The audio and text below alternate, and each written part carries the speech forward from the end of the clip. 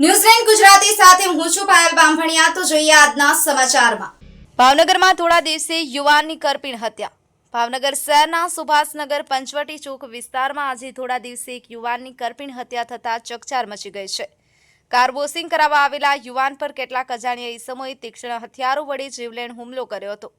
પ્રાપ્ત માહિતી અનુસાર યુવાન જ્યારે પંચવટી ચોક પાસે કાર વોશિંગ માટે આવ્યો હતો ત્યારે અચાનક કેટલાક લોકોએ તેના પર તીક્ષ્ણ હથિયારોથી હુમલો કરી દીધો હતો।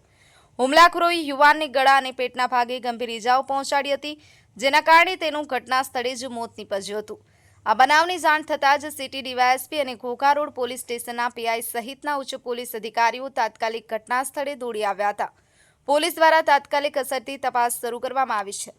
પ્રાથમિક તપાસમાં જૂની અદાવતમાં હત્યા થઈ હોવાનું જાણવા મળ્યું છે। જોકે પોલીસ આ દિશામાં વધુ તપાસ કરી રહી છે। પોલીસે મૃતદેહને પોસ્ટમોર્ટમ માટે હોસ્પિટલ ખસેડી આગળની કાર્યવાહી હાથ ધરી છે। આ ઘટનાને પગલે સમગ્ર વિસ્તારમાં ભયનો માહોલ છવાઈ ગયો છે। પોલીસ દ્વારા આરોપીઓને પકડવા માટે જુદી જુદી ટીમો બનાવી અને તપાસ હાથ ધરવામાં આવી છે।